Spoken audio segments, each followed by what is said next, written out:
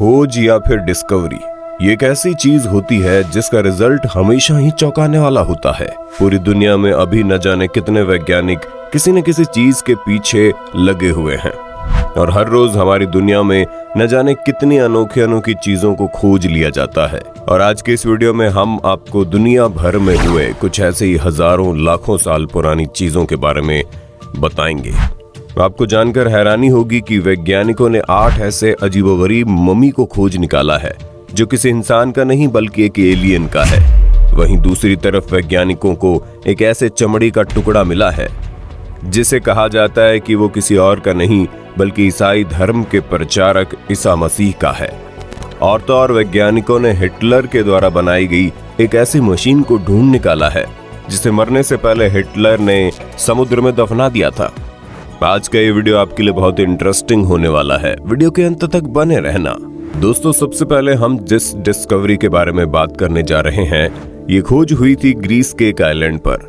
उस आइलैंड पर जब आर्कियोलॉजिस्ट खुदाई कर रहे थे तो उन्हें लगभग 4000 साल पुरानी सभ्यता की एक इमारत मिली।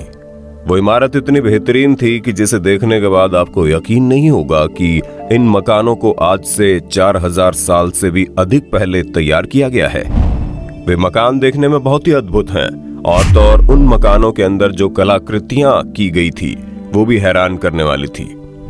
आज तक आपने सिंधु घाटी की सभ्यता, मेसोपोटामिया की सभ्यता के बारे में बहुत सुना होगा, लेकिन आपको जानकर हैरानी होगी कि आज से 4000 साल पहले ग्रीस के उस आइलैंड पर जिस सभ्यता ने अपने मोहल्ले को बसाया था वो सभ्यता भी किसी से कम नहीं थी। जरा इस पैलेस की दीवारों को देखिए, यहाँ ये बिल्कुल आज के समय के नहीं लगते। आखिर कैसे उस समय के लोगों ने इन सभी इमारतों को हजारों साल पहले बनाया होगा। आर्कियोलॉजिस्ट ये मानने को मजबूर हैं कि इस सभ्यता के पास पैसों की कोई कमी नहीं थी। वो व्यापार करके आसपास की सभ्यताओं से मोटा पैसा कमाते थे। इस सभ्यता ने ग्रीस के उस जगह पर तकरीबन 4000 साल पहले 1500 सालों तक राज किया। आज भी पूरी दुनिया में इस सभ्यता को उस समय के सबसे आधुनिक सभ्यताओं में से एक माना जाता है। जरा दीवारों पर की गई इस कलाकारी को देखिए, ये बिल्कुल आज के समय के लग रहे हैं।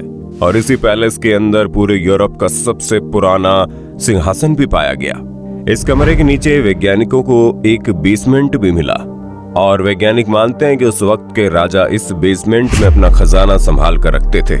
इन इमारतों को बने हुए हजारों साल बीत चुके हैं, लेकिन आज भी इनकी कलाकारी बिल्कुल वैसी की वैसी पड़ी हुई है। अब हम आपको एक ऐसी खोज के बारे में बताने जा रहे हैं जिसे सुनने के बाद आपको यकीन नहीं होगा। रामायण हो, महाभारत हो, कुरान हो या फिर बाइबल, दुनिया में बहुत से ऐसे लोग होते हैं जो इसकी सत्यता पर सवाल उठाते हैं। दुनिया में बहुत से लोग ऐसे हैं जिनका मानना है कि रामायण, महाभारत, कुरान और बाइबल जैसी पुस्तक एक काल्पनिक पुस्तक है। इसे किसी आदमी ने सिर्फ कल्पना के आधार पर लिखा है। हालांकि अब तक कई ऐसी चीजें देखने को मिल चुकी हैं जिससे रामायण और महाभारत में मिलने वाले कैरेक्टर और चीजों को खोजा जा चुका है। लेकिन हाल ही में वैज्ञानिकों को एक ऐसा हजारों साल पुराना सिक्का मिला है जिस पर बाइबल के कुछ कैरेक्टर्स के नाम लिखे हुए हैं। लेकिन इस सिक्के पर लिखा हुआ नाम ऐसे अजीबोगरीब भाषा में लिखा हुआ है जिसे अब तक सिर्फ एक ही इतिहासकार पढ़ पाया है। अब ऐसे में अगर वो इतिहासकार उन शब्दों को सही पढ़ रहा है तो ये संभव है कि बाइबल में दिखाए जाने वाले कैरेक्टर काल्पनिक नहीं बल्कि वास्तविक है। ईसा मसीह और उनके अनुयायी एक वक्त में सचमुच में इस पृथ्वी पर मौजूद थे।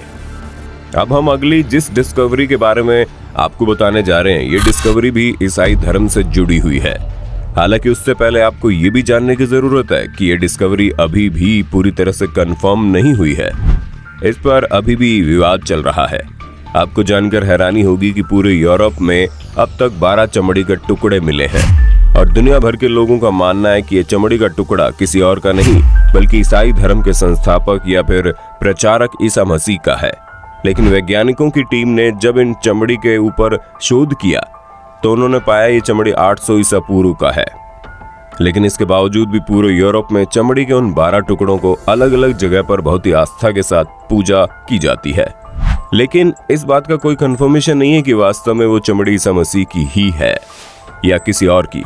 इन चमड़ियों को बहुत सालों तक लोग छुपा कर रखे थे, लेकिन धीरे धीरे चमड़ी दुनिया के सामने आनी शुरू हो गई और उनमें से कई चमड़ियों का सैंपल तो अब तक चोरी भी हो चुके हैं। मम्मी के बारे में अब तक आपने बहुत ही अधिक सुना होगा और मम्मी का नाम आते ही जिस देश का सबसे पहले नाम आता है वो है इजिप्ट। और आज हम आपको इजिप्ट की एक ऐसी जगह के बारे में बताने जा रहे हैं जहां मम्मी तो मिला है, लेकिन वो मम्मी इंसानों का नहीं बल्कि एलियन का है। इजिप्ट की राजधानी कायरो से लगभग 35 किलोमीटर दूर वैज्ञानिकों को मम्मी का एक कलेक्शन मिला है और वैज्ञानिक मानते हैं कि इस जगह को सिर्फ ऊंचे पद पर तैनात लोगों को दफनाने के लिए ही इस्तेमाल किया जाता था। आपको जानकर हैरानी होगी कि इस जगह पर वैज्ञानिकों को तकरीबन 8 एलियंस के जैसे दिखने वाले मम्मी मिले हैं, जिनकी शक्ल बिल्कुल वैसी ही है जैसे हम अपने फिल्मों और अपनी कल्पनाओं में मम्मी के चेहरे को देखते हैं। इन मम्मी के चेहरे पर उन्हीं लेप और पेंट का अंश मिला जो आज से हजारों साल पहले मिस्र के लोग मम्मी के ऊपर डेकोरेशन के लिए इस्तेमाल करते थे। लेकिन दुनिया भर के वैज्ञानिक इस बात को सोचकर हैरान हैं कि इन मम्मी की शक्ल एलियंस की तरह किसने बना दी। आपको जानकर हैरानी होगी कि ये सभी मम्मी आज से लगभग 28 से 2900 साल पुरानी हैं। इनमें से 3 की हालत तो इतनी सही है कि इन्हें देखकर ऐसा लगता है जैसे इन्हें अभी दफनाया गया हो। ये मम्मी आखिर थी किसकी और क्यों इन्हें एलियन की तरह बना दिया गया, इसके बारे में वैज्ञानिक अभी तक पता नहीं लगा पाए। दोस्तों, इस वक्त हम जब कोई नई जमीन खरीदते हैं या फिर बेचते हैं तो जमीन की कागजी कार्रवाई की जाती है, जिसका एक रिकॉर्ड सरकार के पास जमा होता है और ये रिकॉर्ड जमीन खरीदने या फिर बेचने वाले के पास भी होता है। लेकिन क्या कभी आपने सोचा है कि पुराने जमाने में जब लोग कागजों का इस्तेमाल नहीं करते थे, उस वक्त लोग जमीन की खरीद बेच कैसे करते थे? हाल ही में आर्कियोलॉजिस्ट की खुदाई के दौरान एक अजीबोगरीब सिक्का मिला जिस पर 3 से 4 लोगों के चेहरे बने हुए थे। जब आर्कियोलॉजिस्ट ने उन पर काफी शोध किया तो उन्हें पता चला कि ये सिक्का कुछ और नहीं बल्कि पुराने जमाने में की गई जमीन की एक रजिस्ट्री का नमूना है। सिक्के को कोडुरू के नाम से जाना जाता था। आपको जानकर हैरानी होगी कि आज के वक्त में भले ही जमीन के एक छोटे से छोटे हिस्से को भी खरीदने और बेचने के लिए कागजी कार्रवाई की जरूरत होती है, लेकिन आज से हजारों साल पहले जमीन के छोटे टुकड़ों की लेन देन नहीं होती थी, बल्कि एक साथ किसी बड़े मोहल्ले, कस्बे या फिर पूरे के पूरे शहर को ही बेच दिया जाता था। सेकेंड वर्ल्ड वॉर के दौरान जर्मनी दुनिया का एक ऐसा देश था जो पूरी दुनिया को हराकर हर चीज अपने कब्जे में ले लेना चाहता था। यही वजह है कि हिटलर के लिए वहां के वैज्ञानिकों ने एक ऐसी मशीन को तैयार किया था जिससे कोड के जरिए दूर बैठे सिपाहियों से बात की जा सकती थी और उनको क्रैक करने वाला पूरी दुनिया में कोई नहीं था। हिटलर ने उस मशीन को सिर्फ इसी मकसद से तैयार करवाया था ताकि कोई उसके और उसके सैनिकों के बीच होने वाली बातों को न सुन पाए। पूरी दुनिया के लोग ये तो जानते थे कि हिटलर के पास एक ऐसा अनोखा मशीन है, लेकिन वे लोग उस मशीन के बारे में कुछ भी नहीं जानते थे। जब हिटलर को लगा कि अब उसका सब कुछ खत्म होने वाला है, तो हिटलर ने मरने से पहले ही उस मशीन को एक जहाज के जरिए दूर समुद्र में दफना दिया। लेकिन साल 2016 में कुछ वैज्ञानिकों ने हिटलर के द्वारा बनवाए गए उस खास मशीन को ढूंढ निकाला जिसका नाम था एनिग्मा मशीन। हालांकि बाद में दुनिया भर के कई ऐसे देश हुए जिन्होंने इस तरीके की मशीनों का निर्माण कर लिया है, लेकिन वो मशीन उस वक्त तक का सबसे पहला मशीन था। तस्वीरों में आपको जो मशीन दिखाई दे रही है, ये हिटलर के द्वारा बनवाई गई वही मशीन है। इतने साल से समुद्र में दफन होने के बावजूद भी वैज्ञानिकों ने उस मशीन के अंदर मौजूद डेटा को निकाल लिया। कुछ साल पहले की ही बात है जब आर्कियोलॉजिस्ट इटली के एक पुराने खंडर में मौजूद एक गड्ढे के ऊपर शोध कर रहे थे। उन गड्ढों के अंदर आर्कियोलॉजिस्ट को टिम्बर की कुछ लकड़ियां इस तरीके की बनावट की मिली। किसी को कुछ समझ में नहीं आ रहा था कि आखिर ये गड्ढा बनाया क्यों गया है और उसमें लकड़ियों को इस तरह से क्यों रखा गया था। कई महीनों की शोध के बाद आखिरकार आर्कियोलॉजिस्ट इस नतीजे पर आए कि आज से हजारों साल पहले बने हुए इन गड्ढों में लोग पानी को कलेक्ट करके रखते थे। लेकिन उसके बाद कुछ आर्कियोलॉजिस्ट ने ये सवाल खड़े किए कि अगर इसमें से पानी भरा जाता था तो उस पानी को भरने के लिए कोई पाइप क्यों नहीं मौजूद है, या फिर उन पानी का इस्तेमाल करने के लिए यहाँ पर कोई पाइप या सुरंग तो होना चाहिए। जिसके बाद कुछ आर्कियोलॉजिस्ट इस नतीजे पर आ गए कि ये एक ऐसा गड्ढा है जिसका उपयोग करके लोग दूसरी दुनिया के लोगों से बात करते थे। एक तरह से आप ये कह सकते हैं कि ये दूसरी दुनिया में जाने वाला दरवाजा है, क्योंकि जब इस गड्ढे में आर्कियोलॉजिस्ट ने पानी भर के देखा तो मुझे उस पानी में आसमान की एक ऐसी अजीबोगरीब परछाई दिखाई दी जो आज तक किसी भी गड्ढे में भरे हुए पानी में दिखाई नहीं दी थी। यही वजह है कि कुछ आर्कियोलॉजिस्ट ये मानते हैं कि पुराने जमाने के लोग इस गड्ढे में पानी भरकर भगवान से बात करने या फिर दूसरी दुनिया के लोगों से कांटेक्ट करने के लिए इस्तेमाल करते थे। इसे तकरीबन 3500 साल पहले बनाया गया होगा। ये गड्ढा 40 फीट लंबा, 23 फीट चौड़ा और 10 फीट गहरा था।